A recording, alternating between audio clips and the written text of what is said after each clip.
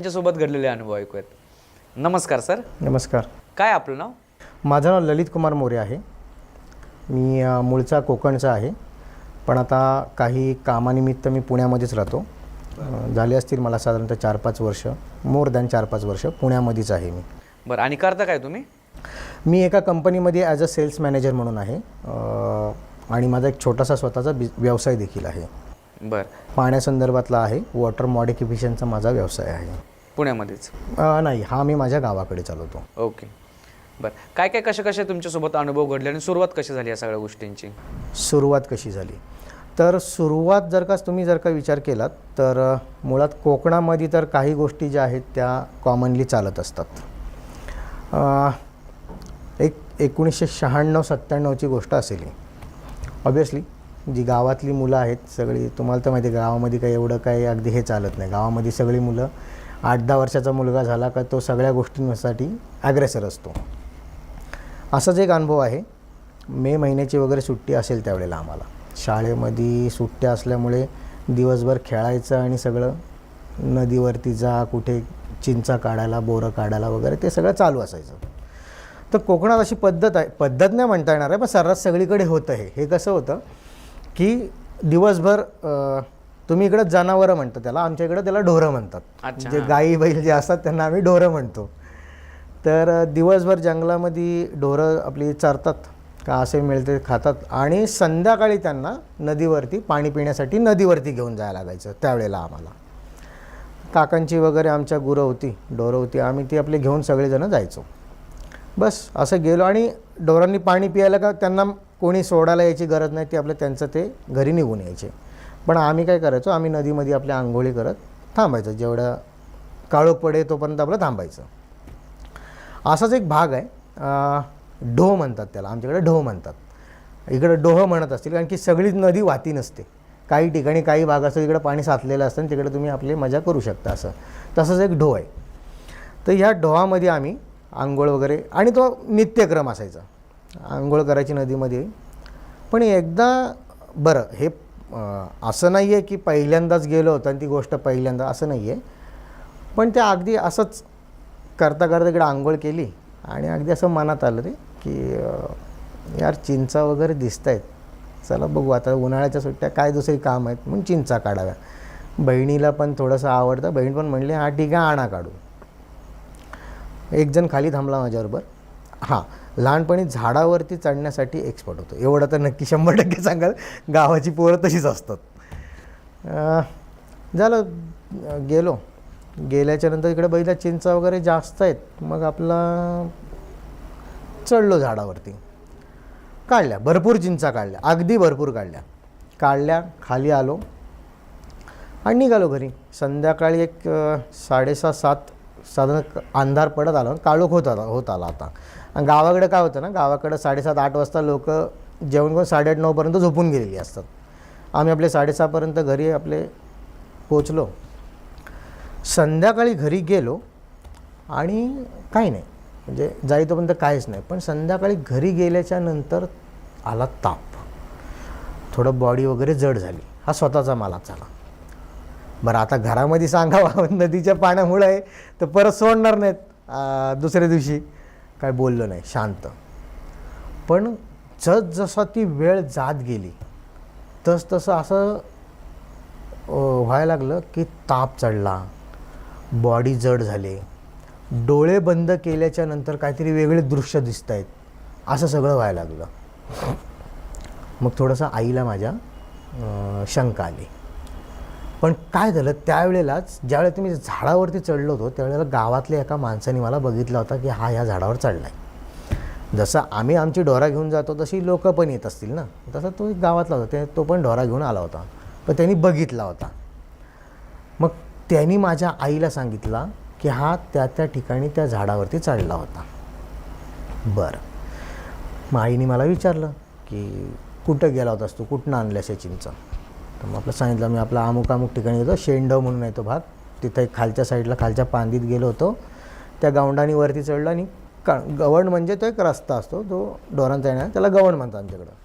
त्या झाडावरती चढलो आणि ते कडून आलो. बरं, पण त्यावेळेला झाला असा की ज्यावेळेला ते डोळे बंद करायचो बंद डोळे केले का माझ्या डोळ्यासमोर एक मूर्ती यायची. बरं, ही मूर्ती काय करायची की ती पाण्यातनं वरती यायची आणि ती पाण्यातनं वरती यायची आणि येऊन तिने डोळे उघडले का मी दचकायचो. अच्छा. डोळे बंद केल्यावरती हास्य, बाकी काहीच नाही. आणि ताप पण खूप. गावाकडं असं असतं की ताप आला किंवा काय झालं तर तुम्हाला लगेच डॉक्टरकडं नाही नेत. आमच्याकडं अजून पण अंगारात लावतात आणि त्या अंगारांनी पण लोक बरी होतात. काही लोकांचं मानणं असेल हो, तर काहींचं नसेल नाही. पण ज्याला जो अनुभव आहे त्याचा तो अनुभव आहे. माझा अनुभव मला माहिती आहे. मग मात्र आईला थोडीशी वेगळी शंका आली की हे काहीतरी वेगळं आहे, बाहेरचा काहीतरी आहे. मग आईने काय केला, माझ्या एका काकांना सांगितलं की मला बंडू म्हणतात, घरामध्ये बंड्या म्हणतात, बंड्याला असा असा त्रास झाला आहे. ठीक आहे. काका आता आमचे काका होते माळकरी संप्रदायातले. तर ह्याच्यामध्ये वेगवेगळे प्रकार असतात. म्हणजे काही लोक काही गोष्टी अंगावरनं उतरून टाकताना काय करतात की कोंबडा किंवा तुमच्या अंडी असं काहीतरी उतरून टाकून देतात. आणि काही लोकांचं असतं की काय काय विशिष्ट प्रकारचे पदार्थ अंगावरनं उतरून टाकून द्यायचे. ठीक आहे. मग हे पदार्थ कुठले, तर काही लोक भात उतरवतात, भातावरती काळा कोळसा ठेवतात, काही लोक लिंबू उतरून टाकतात, काही नारळ उतरून टाकतात. म्हणजे असं ते वेगवेगळं आहे. काही आपला कोल्याचा फल असतो, तुम्ही कोला म्हणतात आमच्याकडे त्याला, तो कोल्याचा फल असतो तो उतरून टाकतात. हो, ते साऊथ इंडियाला जास्त करून करतात ते. हां बरोबर, वरती कापूर वगैरे कापूर ठेवतात. बरोबर. हां, तर तो आमच्याकडे कोला म्हणतात त्याला. घराच्या इकडं पण बांधलेला असतो लाल फडक्यामध्ये, तर कोल्याचा फल टाकतात. असं ते एक वेगवेगळे प्रकार आहेत. तर काकांना आमच्या ही गोष्ट समजायची. काकांनी विचारलं काय रे, काय नक्की काय तुला त्रास काय आहे. म्हटलं की मी आलो, आंघोळ करून आल्यावरती ताप आला आणि मी डोळे बंद केले का मला समोर एक बाई अशी मूर्ती येते बाईची आणि ती माझ्याकडे डोळे उघडून बघते. बरं, ती डोळे जेवढे बघते ते डोळे पांढरे नाही ना, डोळे लाल. म्हटलं बरं. म्हटलं मग आता काय. मग काकांनी एक उपाय सांगितला. ते बाबांनी माझ्या केला. त्यांनी पत्रावळी कशी फळसाच्या पानाची, म्हणजे पानाची पत्रावळी, इकडे तुम्ही पानाची म्हणतात, इथं बदामाच्या पानाची पण मिळते आणि तिकडे फळसाच्या पानाची मिळते, त्याची पत्रावळी. त्या पत्रावळीमध्ये त्यांनी भातावरती डाळ नाही, फक्त भात, एवढा भात. बरं, तो भात पण कसा मूठ मारलेला भात पाहिजे. ते असं वाटीमध्ये घेऊन तुम्ही गोल चौकोन नाही, देवाला निवद दाखवतो तसा नाही, मूठ मारून ठेवलेला भात पाहिजे तो भात. त्याच्यावरती निखारा, काळा निखारा, पेटलेला नाही, तो असं त्यांनी ते सांगितलं. आणि तो माझ्या अंगावरनं बाबांनी उतरवल्याच्या नंतर बाबांनी तो नेऊन तिठ्यावरती टाकून दिला. बरं, तो नेत असता पण एक प्रक्रिया आहे बरं का. ते तुम्ही घेतलं आणि टाकून असा नाही विषय. त्याच्यामध्ये गणित कसा असतो, तो जेव्हा तुमच्या अंगावरनं उतरवतात, उतरवल्याच्या नंतर जो माणूस घेऊन चालला आहे त्यांनी मागं बघायचं नाही, सरळ चालत जायचं. जिथं मागणं कोणी आवाज देतं काय करते काही घेणं देणं नाही, सरळ जायचं, सरळ. तो माणूस ज्या वेळेला एक अंगावरनं उतरून घेऊन जात असेल तेव्हा झाडूनी, घरात कोणी बाई असेल तिने झाडूनी तो त्याचा रस्ता झाडत आणायचा आणि हुंबऱ्याच्या बाहेर येऊन ती झाडू आपटायची. अशी ती एक प्रक्रिया आहे, ती प्रोसेस आहे पूर्ण. मग त्यांनी तर बाबांनी माझ्या ते केला. गेले जाऊन मग ते परत आले. मग डायरेक्ट घरात नसतं यायचं, हात पाय धुवायचे पहिले, घरात यायचं, असा तो विषय. मग घरात आल्याच्या नंतर मग बसले सगळेजण.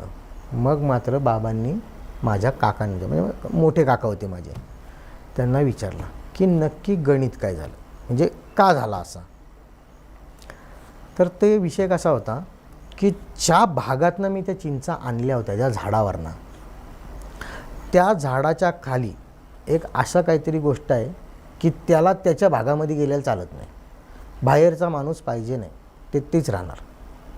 ती एक तिथं एका बाईचं एक वाईट शक्ती बोलू शकतो आपण.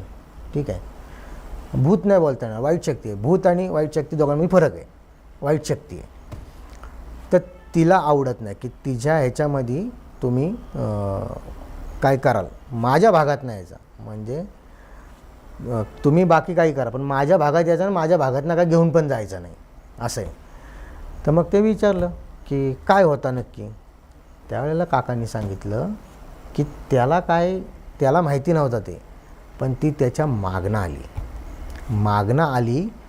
का आली तर त्यांनी तिची वस्तू आणली. ती वस्तू आणायला नव्हती पाहिजे. चिंचा आणल्या ना मी घरी, ती वस्तू आणायला नाही पाहिजे होती. ती वस्तू आणायची नव्हती तर तो घेऊन आला. तिला ते आवडलं नाही तर ती आली आणि ती डोळे मिटल्यावरती दिसत होती ती बाई होती. ती सांगत होती की माझ्या वस्तू मला परत दे. अच्छा. नाही तर मी तुला सोडणार नाही. आता ते काय आला की काकांनी हे पण सांगितलं की आता परत तिकडं कधी जाऊ नको म्हणून. आता ठीक आहे, म्हणजे आता ती गोष्ट कशी असते ना की एवढ्या अगदी वर्षभर सगळी एवढी पोरं जात आहेत. बरं एक मुलगा जात नाही ना, आता गावाकडे कसं सगळे घोळक्याने जातात. त्याच वेळेला मला का सुचला त्या चिंचा जाऊन काढाव्या. त्याच वेळेला मी त्या झाडावरती एवढ्या दिवस चाललं पण कधी नाही गेलो. त्याच वेळेला नेमका गेलो तर तो प्रहर असतो. त्या प्रत्येक शक्तीचा बाहेर फिरून त्याचा भाग बघण्याचा एक वेळ असते आणि त्या टायमात जर का मी त्या माणसाला किंवा त्या शक्तीला तिथं भेटलो का ती तुम्हाला धरणार आणि ती तुमच्याबरोबर येणार. मग काकांनी सांगितलं की त्या वेळेत तू गेलास आणि त्या वेळेत गेल्यामुळे तुला तो त्रास झाला. हां, म्हणजे हा माझा स्वतःचा अनुभव आहे आणि तो त्याच्यानंतर मात्र मग त्या साईडला आम्ही काय फिरवलो नाही. आणि तुम्हाला माहिती आहे की जर का फिरकलं तर मग घरचे कसं हे करणार. आणि लहान ना, म्हणजे किती 8-10 वर्ष, म्हणजे काय अगदीच अक्कल होती, एवढा पण नाही ना. नाही, बरोबर. काय वाईट आणि काय चांगलं एवढा पण समजत नव्हता. आता आपल्या चॅनलवर आपण महाराष्ट्रातल्या खूप ठिकाणावर आपल्याकडे व्हिडिओ आपण येतात, लोक त्यांचे अनुभव शेअर करतात आणि आपण ते सगळ्यांपर्यंत पोहोचवतो. तर ह्याच्यामध्ये सगळ्यात जास्त जो आपला म्हणजे व्हिडिओ किंवा जे लोकांचे अनुभव आहे सगळ्यात जास्त आपल्या चॅनलवर, तर ते आहेत आपल्या कोकणातले. तर कोकणातले अनुभव टाकल्यानंतर लोक म्हणतात की सगळे आज अनुभव तुम्हाला कोकणातलेच कसे काय येतात किंवा सगळे लोक तुमच्याकडे कोकणातलेच कसे काय येतात, तुम्ही कोकणातल्या असं गावाची किंवा कोकणाची तुम्ही बदनामी करता, तर तुम्ही तर तिथले स्थानिक आहात, तर तुमचं ह्याच्यावर काय म्हणणं आहे? नाही, बदनामीचा विषय नाही. बघा, कोकणातल्या बदनामीचा विषय असा विषय नाही. विषय कसा आहे की तुम्ही जर का आता बघितलात ना, आपल्या अख्ख्या भारतामध्ये जर का ह्या काही गोष्टी असतील, ह्या गोष्टी कुठं घडतात जास्त? अख्ख्या भारतात. बंगालमध्ये जास्त. तुम्ही जर का बघितलात त्यांचा ते नवरात्रीचा टाईम असतो किंवा इथं ते बंगाली बाबा तुम्ही लय काय काय बघितलं असाल. बंगाली विद्या पण ही एक वेगळ्या प्रकारची विद्या आहे, ठीक आहे. बरं, आता ही गोष्ट काय महाराष्ट्रात फक्त कोकणातच घडते का? नाही ना, सगळीकडं घडते. सगळीकडं घडते. कुठं घडत नाही असं नाही. असा कुठलाच भाग नाही की जिथं घडत नाही, सगळीकडं घडते. पण मग कोकणातलेच का ना लोक हे करतात? तर तुम्ही आजच्या घडीला बघितलात तर कोकणाचा जो भौगोलिक भाग आहे, तुम्हाला कुठं, म्हणजे आता आम्ही कोकणामध्ये कोकण म्हणतो आणि वरच्या साईडला आम्ही घाट म्हणतो. सातारा, सांगली, कोल्हापूर हा घाट म्हणतो, घाट, ठीक आहे. आता या घाटावरती कोकणासारखा कुठं जंगल, दरी, डोंगर तुम्हाला एवढ्या मोठ्या प्रमाणात नाही दिसणार. कोकणामध्ये आहेत, ठीक आहे. बरं, तुम्ही म्हणता की ह्या काळे जादू फक्त कोकणातच का तुम्ही बोलता, बरोबर ना? मग असे जंगली प्राणी पण आहेत ना की ते फक्त कोकणातच दिसतात. काळा जादू म्हणण्यापेक्षा कसं की सगळी म्हणजे तुमच्याकडे जे अनुभव सांगणारे लोक आहेत ते सगळ्यात जास्त कोकणातले कसे, कारण तुम्ही कोकणाचं नाव बदनाम करता असं लोकांचं म्हणणं आहे. कोकणाचं नाही. आता जो माणूस जिथला स्थानिक आहे तो करणार, बरोबर आहे. उद्या जर का मी विदर्भातला असतो, मी विदर्भातला सांगितलं, मी कोकणातला कशाला सांगू?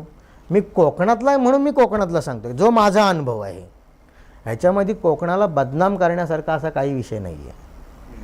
बदनाम करण्यासारखा असा काहीच विषय नाही आहे. जी गोष्ट जिथं घडते तिथं ती गोष्ट बोलली जाते. हां, उद्या जर का मी कोकणातला आहे पण माझा अनुभव जर का मी घेतलेला आहे, समजा कुठे तुम्ही म्हणा संभाजीनगरला घेतला आहे किंवा नगर जिल्ह्यामध्ये कुठेतरी पुण्यात घेतला आहे, तर मी पुण्यातला सांगणार. मग पुण्याला थोडी बदनाम केलं, मी माझा अनुभव सांगितला ना. मी कोकणाला बदनाम नाही केलं किंवा कोकण बदनाम होणार पण नाही थोडक्यात. कारण की फक्त ही एकच पडती बाजू आहे किंवा चांगली बाजू आहे, वाईट असं नाही ना. अशा कितीतरी गोष्टी आहेत की ज्या कोकणामध्ये सर्रास प्रसिद्ध आहेत. किनारपट्टी प्रसिद्ध आहे आपली. आपल्या कोकणामध्ये असे कितीतरी किल्ले आहेत की ते बहुतेक लोकांना माहिती पण नाही आहेत, पण आमच्या कोकणी लोकांना माहिती आहेत आणि आम्ही ते वेळोवेळी एक्सप्लोअर पण केले, त्यावेळेला थोडी बदनाम केलं असं नाही आहे ना. ह्याच्या व्यतिरिक्त अजून एक काय अनुभव तुमच्या मित्रासोबत घडलेला? आता तुम्हाला कोणी काही प्रश्न विचारला असेल की बाबा कोकणाला तुम्ही का बदनाम करता, बरोबर ना? ठीक आहे, मी कोकणातला आहे पण मी आता पुण्यामध्ये राहतो. मी आता तुम्हाला पुण्यातला अनुभव सांगतो. म्हणजे ऑब्विसली सगळ्याच गोष्टी थोडी ना, म्हणजे भूत फक्त कोकणात असं थोडी आहे, घाटावरती पण असतील. म्हणून तुम्हाला आता पुण्यातला अनुभव सांगतो. पण कोकणातली लोक तशी जर पाहायला गेली तर खूप अशा मोकळ्या स्वभावाचे, ते जे वाटतं ते डायरेक्ट बोलून टाकतात. आमच्या मनात काय राहत नाही. म्हणजे मनामध्ये काय माहिती आहे का, एक तर आम्ही तिडी अजिबात ठेवत नाही मनात. म्हणजे जर का वाटला ना मला की बाबा मला काहीतरी हे आहे, म्हणजे बोलू का नको, असं नाही. मला वाटलं मी बोलून टाकलं, विचार नाही करत लपून काय ठेवायचा.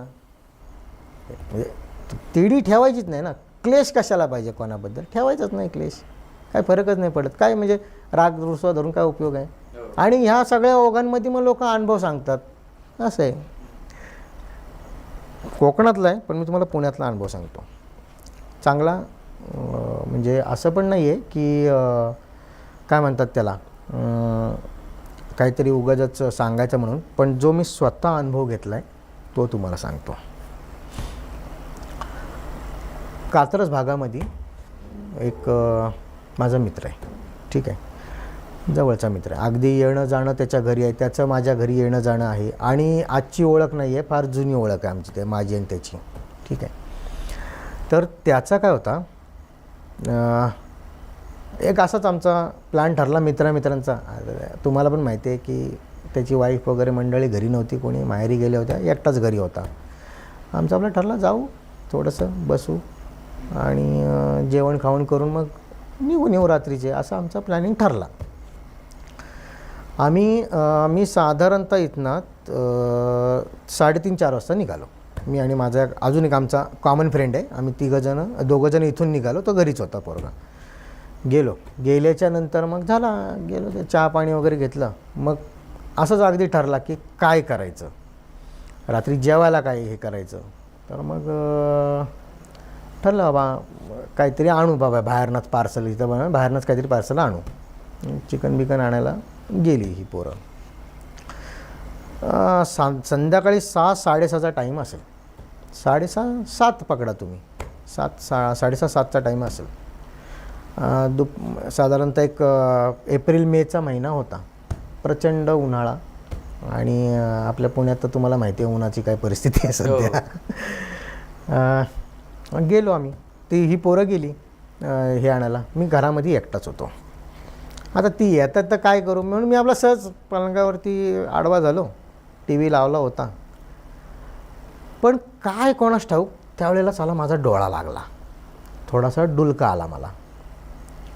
डुलका आला अगदीच म्हणजे एक 15-20 मिनटाची गोष्ट असेल, डुलका लागला. डुलका लागल्यावरती काय आलं ना, सुरुवातीला मला असं काही तुम्हाला माहिती आहे का, 2 प्रकारचे गाढ झोप असते आणि एक अशी झोप असते ना की थोडा काय वाजला तरी तुम्हाला जागे एकदम. तो डुलका म्हणजे त्याला डुलका सतर्क असते, हां सतर्क एकदम. तर त्या पद्धतीची ती होती. जसे मी डोळे मिटले, म्हणजे जसे डोळे मिटले, थोडं असं वाटायला लागलं की थोडा काहीतरी दाब आहे, म्हणजे वरनं काहीतरी दाब पडतोय आपल्यावरती, असं मला जाणवलं. म्हणजे हालता येत नव्हता. आपण जर हालायचा प्रयत्न केला ना तर ते होत नाही का. आणि एक जसं त्या मुलं ती आली, म्हणजे ते माझे दोन्ही मित्र आले आणि त्यांनी ती कडी वाजवली. ती कडी वाजवली त्याच वेळेला छातीवरती असं एवढ्या जोरात तो दाबला गेला की मी अक्षरशः किंचाळून उठलो. मित्रांनी थोडा वेगळा शब्द केला की काय झालं बघा, याला मित्र ते शेवटी. पण त्यावेळेला खूप घाबरलो. पहिल्यांदा मला ते पहिल्यांदा उठल्या समजत ना की आपण कुठं आहोत. झोपेतनं उठल्यावरती आपल्याला लगेच लक्षात येत नाही बघा कधी की आपण कुठं आहोत, बाबा गाडीत आहोत, घरात आहोत, कोणाच्या घरात आहोत, काही समजत नाही. पहिलं तर तसंच काय समजलंच नाही की कुठं आहे, काय चाललं आहे ते. पण जसं ती लोकं आतमध्ये आली, पहिला बसलो. बसल्यावरती त्यांनी मला विचारलं की का ओरडलास एवढ्या जोरात, काय झाला तुला. पहिला काही बोललो नाही.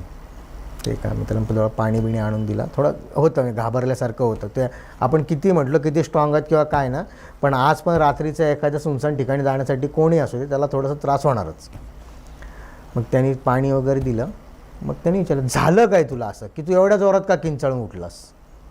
मग त्या म्हटला की अरे मला नाही का छातीवरती माझ्या कोणीतरी जोरदार पाय दिला की हात दिला की काय, पण ती कळ आहे ना ती एकदम आतपर्यंत गेली आणि त्याच्यामुळे मला ते वजन सहन झालं म्हणून मला ते थोडंसं हे झालं. लगेच त्यांनी काय मला सांगितलं नाही. त्याला ठीक आहे हरकत नाही, चल जेवण बिवण करून घेऊ. ठीक आहे. मग बसलो, जेवण केलं आम्ही आणि ऑब्वियसली मित्र काय आम्ही रात्री मग थोडंसं गप्पा मारायला सुरुवात केली. मग त्यांनी मला सांगितलं की तू पहिला माणूस नाही आहेस, की तुला हा अनुभव आला हा तू पहिला माणूस नाही आहेस, तू हा तिसरा नंतर चौथा माणूस आहेस. ह्याच्या आधी पण काही लोकांना अनुभव आले, फक्त फरक एवढा आहे की त्यांनी ती गोष्ट डायरेक्ट सांगून टाकली आणि त्यांना तो त्रास सारखा सारखा होत होता. ते जर का माझ्या घरात 2 दिवस राहिले तर 2 दिवस, म्हणजे त्याचे नातेवाईक म्हणजे कोणतरी बहीण म्हणा, भाऊ म्हणा, आई म्हणा, कोणी असं जे कोणी असेल ते, त्यांना म्हणतो की ते जर का 4 दिवस राहिले तर त्यांना 4 दिवस त्रास होणार. तुला फक्त तो एवढ्या वर्षामध्ये आज पहिल्यांदा त्रास झाला. म्हटलं बरं. पण मग काय झालं माहिती आहे का, मी त्याला नाही का पहिल्यापासून एक गोष्ट सांगायचो की भाई तुझं एवढा बाहेर गरमी आहे, एवढं सगळं आहे, तुझी रूम थंड का, एवढी गार का पडते. म्हणजे ती एवढी गार पडायची रूम की तुम्हाला रात्रीचा अंगावर घेऊन झोपायची वेळ आहे ना, पंखा लावायची गरज नाही. उन्हाळ्यात एप्रिल मे महिन्यासारख्या उन्हाळ्यामध्ये त्याची रूम एवढ्या मोठ्या प्रमाणात गार पडायची. बरं, रूम पण काय अगदी अशी टॉपला होती, खाली ग्राउंड असं काय नाही. 3rd फ्लोअरला रूम होती, वरती 2 मजले होते, खाली 2 मजले, 3rd फ्लोअरला रूम होती. मग त्याला मी सांगितलं की बाबा मला काहीतरी गडबड वाटते नाही का.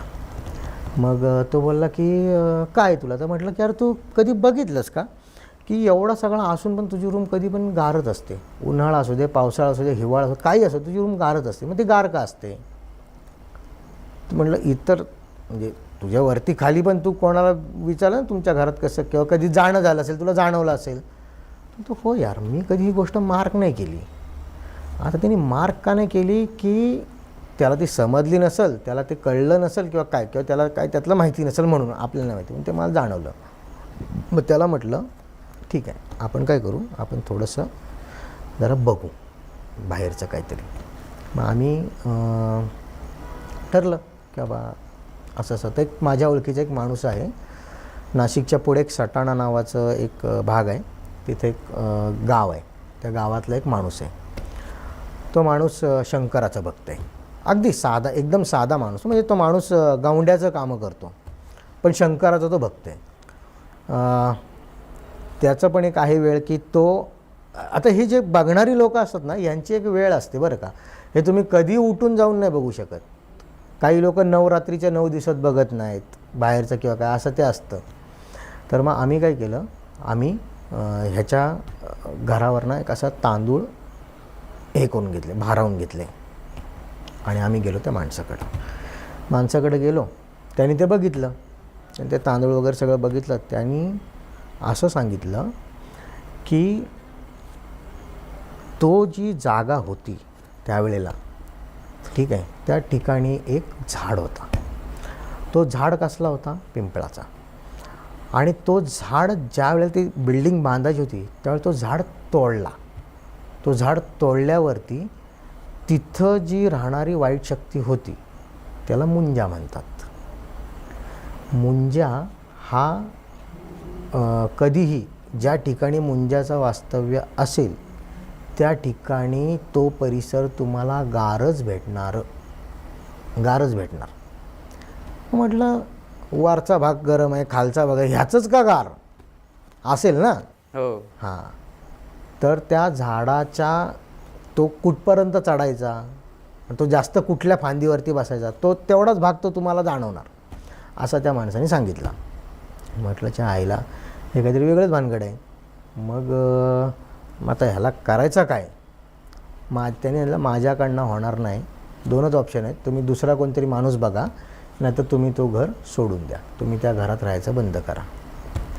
बरं, म्हटलं की मग तो दुसऱ्यांना का त्रास देतो, नाही का? तर त्या माणसाने असं सांगितलं की त्या घरामध्ये आता घर त्या मित्राचं, बघा तुम्ही नीट समजून घ्या, घर त्या मित्राचं, पण तो इनडायरेक्टली घर त्या शक्तीचा पण त्याचा भाग ना तो. तर मग त्या घरामध्ये त्याला दुसरा माणूस आवडत नाही की जो त्याचा भांडा उघड करेल. अच्छा. हां, मग म्हटलं ठीक आहे, म्हणजे माझं ठीक आहे किंवा ह्याचं ठीक आहे हे समजू शकतो आपण. म्हटलं मग ह्याचे जे बाबा आई वगैरे पाहुणे, यायचे त्यांचं काय, म्हणजे त्यांना काय, तिथं घरातलीच होती. तर त्यांनी सांगितलं 2 गोष्टी असतात. एक, जर का तुम्ही भक्तिमय मार्गाला असाल, आता त्याच्या घरातले जे होते ते प्रॉपर देवाबिवाचं सगळं करणारे आणि मी हे कळणारा, तर त्यांनी असं सांगितलं की म्हणून त्याला ते आवडत नाही की त्याचा भांडा फुटणार. माझ्या घरात राहायचं नाही, तुम्ही निघून जायचा. मग तो तुम्हाला त्रास काय द्यायचा, दाब आहे. म्हटलं मग ह्या दोघांना का नाही, म्हटलं ह्या दोघांना त्यांनी ॲक्सेप्ट केला. त्याचा विषय असा आहे की तो ह्या दोघांचा परिवारामधलाच आहे. मुंजाला परिवार पाहिजे असतं, ते तुम्ही पाहिलं असेल की त्याला ते रक्त परिवार पाहिजे असतात असा. मग त्याला म्हटलं मग आता काय, तर तो बोलला की तुम्ही 2 कामं करा, एक तर तुम्ही दुसरा कोणतरी माणूस बघा, नाही तर तुम्ही तो घर सोडून द्या. मग ठीक आहे. शेवटी त्या माणसाने तो घर सोडला. दुसऱ्या एका ठिकाणी गेला राहायला. पण दुसऱ्या ठिकाणी गेल्याच्या नंतर मग मात्र त्याची भरभराटी बऱ्यापैकी झाली, काही हे नाही झालं. पण ह्या घरामध्ये मात्र तो एक बेकार अनुभव होता. त्याच्यामुळे त्याला काय काय प्रॉब्लेम झाले, तुमच्या मित्राला काय काय प्रॉब्लेम झाले ते? एकतर म्हणजे घराच्या बाहेर पडल्यानंतर कुठलं कामच नाही होणार. साधी कामं, तुम्ही साधं समजा तुम्ही काहीतरी वस्तू आणायला गेलात ना, तुम्हाला नाही भेटणार, त्याला भेटणारच नाही. पण दुसरा कोण गेला तो घेऊन येणार. अधोगती म्हणतो आपण, ती मागं लागली. मग खूप काही लोक त्या मुंजाचा वापरही करून खूप अशा काही गोष्टी पण घडून आणतात ना, मग तशातलं काय? आता ते बांधण्याचा विषय असतो. नाही तसा विषय नाही, तो बांधण्याचा विषय असतो. मुंजा म्हणजे काय होतं की मुंजा होतो का, तर ज्याची मुंज झाली, सोड मुंज झाली नाही आणि त्याचा जर का मृत्यू झाला किंवा काय आलं तर तो मुंजा होतो. मग ह्या मुंजाचं काय ना की ह्या मुंजाला लॉंग टर्म आयुष्य असतं. म्हणजे हा सगळ्याच्या म्हणजे जसं ब्रह्मराक्षस वगैरे म्हणतात ना, त्याच्यानंतर हा खूप ताकदवान शक्ती आहे. ही शक्ती एवढी ताकदवान असते की ही खूप वर्षानुवर्ष राहत असते. ह्याला बांधणं एवढं सोपं नाही. ह्याला बांधण्यासाठी त्याच्यापेक्षा जास्त ताकदीचा माणूस पाहिजे किंवा भक्त पाहिजे, तरच तो करू शकतो. नाही तर ह्याला बांधूच शकत नाही. आणि हा कोणावरती सोडता येत नाही आणि कोणाला त्याचा पिछा पण सोडता येत नाही. त्याच्या मनात आला की ह्या माणसाला धरायचा तर धरायचा. मग धरायचा तो असा की त्याच्या दारातला कुत्रा पण ठेवत नाही. दारातला कुत्रा ठेवत नाही म्हणजे त्याच्या घरामध्ये का असेल ते सगळा धुवून नेण्याचं काम हे करतो. असं म्हणजे सगळ्यांनाच घालवतो. प्रचंड म्हणजे प्रचंड.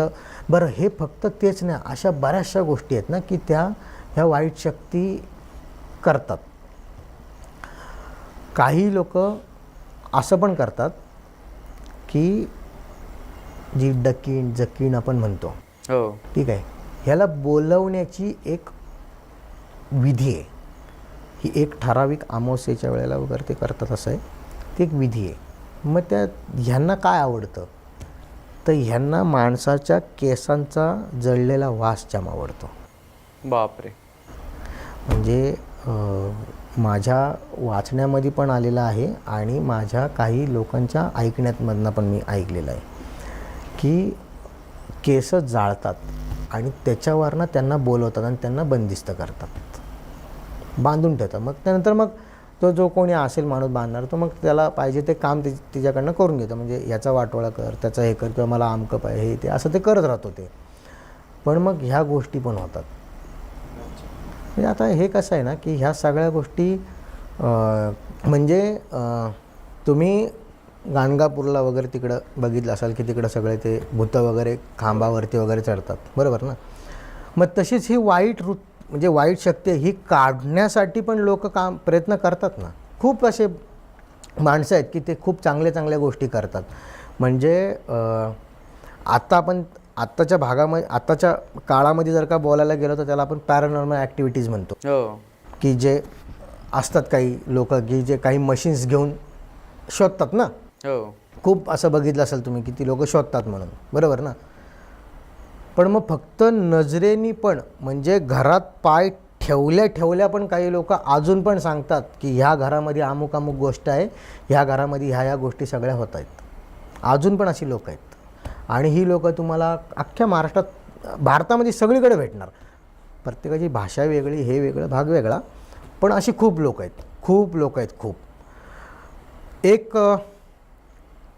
गाव आहे, आमच्या इकडचं एक गाव आहे, ठीक आहे. आमच्या इकडे म्हणजे आमच्यापासून एक 50-60 किलोमीटर लांब असेल तो अंदाजन. तिथं नाही का एक देवी आहे. आता आमच्याकडे एकविरा मरिया यांना खूप मानतात, खूप मोठ्या प्रमाणात मानतात, ठीक आहे. तर देवीची ती भक्त आहे. ही भक्त अशी आहे की हिचा एक वार आहे, काही मोठे शुक्रवार का मंगळवार काहीतरी आहे, मला पण आता नक्की वार नाही आठवत आहे. पण ही बाई जी आहे ही एवढी पॉवरफुल आहे. राख असते आपली, राख, या राखेतना ती सांगते की तिच्याकडं आलेल्या माणसाला कुणी काय केलं आहे, त्याला बांधलं आहे की बांधलं म्हणजे बांधण्याचा पण एक प्रकार करतात. जसं तुम्ही भूतांना बांधता तशी वाईट शक्ती बांधू शकते एखाद्या माणसाला, तसंच असतं. तर ती त्या राखेतनं सांगते की ह्या माणसाला अमुक अमुक माणसाने अमुक अमुक गोष्ट केली. मग ती सांगते की बाबा हा माझ्याकडनं हँडल होण्यासारखा आहे का, आहे, हां, तर मी तुम्हाला अमुक अमुक उपाय सांगते, हे करा तुम्ही. जर का त्यांनी सांगितलं की नाही मला नाही जमणार, तुम्ही बघा म्हणून. आता तुम्ही म्हणाल की बऱ्याचशा लोकांचा असा संशय असेल की हां, देवापेक्षा भूत काय ताकदवान असतो का, बरोबर ना. मुळात असं आहे की देवापेक्षा भूत ताकदवान कधीच नाही किंवा वाईट शक्ती ताकदवान कधीच नाही. देव ज्या माणसाच्या माध्यमातून त्याचा प्रतिकार करायचा असतो, त्या माणसाची भक्ती किती स्ट्रॉंग आहे त्याच्यावरती अवलंबून आहे की त्या भूताला तो किती हे करणं किंवा त्या वाईट शक्तीला किती तो हँडल करू शकतो. तुम्हाला तुमची कॅपॅसिटी 50 किलोचं पोतं उचलण्याचे, तुम्हाला 80 तुम्ही नाही उचलू शकणार. पण तुम्ही व्यायाम केला, तुमची तब्येत घडवली, सगळं केलं तर तुम्ही 80 किलोचा पण उचलाल. बस सेम गोष्ट इकडे लागू होते की त्याच्या वाईट शक्तीची ताकद, त्याची ताकद आपल्यापुढे कमी करण्यासाठी आपली भक्ती वाढवतात आणि मग ते करतात. मग अशा बऱ्याचशा गोष्टी आहेत. म्हणजे आमच्या इथं एक शंकराचं मंदिर आहे बघा, अतिशय सुंदर मंदिर आहे. हेमाडी पंथातलं मंदिर आहे, हेमाडी पंथातलं. त्या मंदिराची प्रसिद्धी एवढी आहे की तिथं घंटेचा घाट आहे, घंटा वाजवतात ते घाट आहे, म्हणजे असं वरती बांधलेल्या घंटा आहेत, त्याला घाट म्हणतात. एवढी त्याची प्रसिद्धी आहे की त्या घंटा वाजवता त्या घंटेच्या खाली बसलेल्या माणसाच्या अंगामध्ये देखील वारा येतो. त्याचा तो वारा येतो म्हणजे त्याच्यामध्ये वाईट शक्तीचा प्रवेश आहे एखाद्याच्यात, तर तो तिथं येणार. बापरे, येणार म्हणजे येणारच. आणि बरं ते करताना पण त्याची एक विशिष्ट पद्धत आहे, त्याच पद्धतीने करतात. तिथले जे पुजारी ती लोक करतात सगळं ते. पण हा अनुभव प्रत्यक्ष डोळ्यांनी तुम्ही बघू शकता, असंख्य वेळेला बघितलेला आहे, असंख्य. तुम्हाला त्या पिंडीवर पडलेले जे आपले तांदूळ असतात, हे तांदूळ ती लोक देतात तुमच्या रक्षणासाठी. तुम्ही दाताखाली धरा त्या तांदळांना, रात्रीचे तुम्हाला काही त्रास होणार नाही. एखाद्याच्यात जर का वाईट शक्ती असेल तर मुळात त्या देवळामध्ये तो जाण्यासाठी 1000 नखरे करणार. अक्षरशः लोक त्या उचलून घेताना बघितलेले मी. आणि माझ्या मामाच्या गावापासून अगदीच 6-7 किलोमीटरवरती हे तो मंदिर आहे. मंदिर अतिशय उत्तम आहे आणि खूप जुना, म्हणजे ती शिवलिंग आहे ती खूप जुनी आहे, खूप जुनी आहे, प्राचीन काळी, फार प्राचीन काळ. म्हणजे तुम्ही बघितलं तुमच्या लक्षात येईल की हे आत्ताचं मंदिर नाहीच आहे, हे फार जुनं मंदिर आहे. आणि ते एवढं प्रसिद्ध मंदिर आहे की आज पण आमच्या इथं लोक तिथं जातात, अजून जातात. हळदी म्हणजे लग्न झालेली जी स्त्री असते, हळदीच्या अंगावरती लवकर वाईट शक्ती प्रवेश करतं असं म्हणतात. हो, लगेच पकडतं. मग ह्या गोष्टी कशा काढल्या जातात, कारण की हळदीच्या अंगामध्ये जर का एखाद्या वाईटच्या शक्तीने प्रवेश केला असेल तर तो निघणं फार मुश्किल असतो. मग तो काढण्यासाठी तो ठिकाण आमचा फार प्रसिद्ध आहे, फार प्रसिद्ध आहे. आणि म्हणजे असा तलाव वगैरे आहे खूप मोठा, मंदिर आहे तिथं, आणि तिथं प्रॉपर सगळ्या गोष्टी आहेत, प्रॉपर. म्हणजे तुम्ही प्रत्यक्ष जाऊन तुम्ही तिथं बघू शकता. कुठे एक्झॅक्टली ते?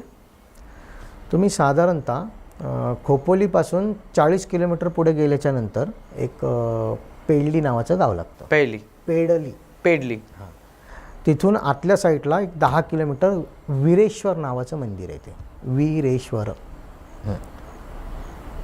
तुम्ही जाऊ शकता, कधी जाऊ शकता तुम्हाला. हां, आता कधी म्हणजे असं पण नाही की तुम्ही गेल्यानंतर काहीतरी प्रसंग असेल तर तुम्हाला ते, पण एवढा मात्र आहे की तिथं तुम्हाला ती लोकं पण दिसतील.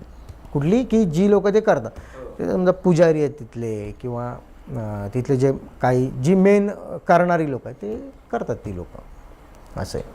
ती घाट आहे, ती घाट का असते किंवा काय, किंवा ती लोकं पण तुम्हाला ती गोष्ट हे करून देऊ शकतात. आणि असं म्हणजे असं अगदीच सहज असं पोचता येण्यासारखं नाही आहे, फार जंगल विंगल आहे ते जाण्यासाठी.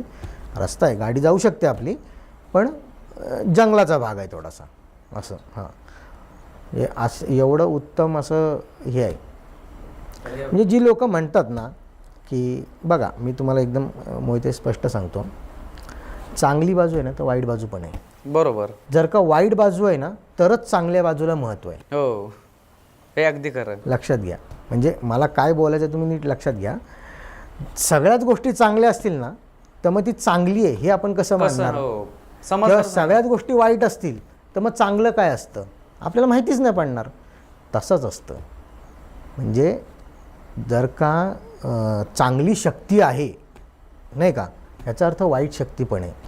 आणि वाईट शक्ती आहे मग चांगली शक्ती पण आहे. मग ह्या दोघी पण एकमेकांनाच हे करणार.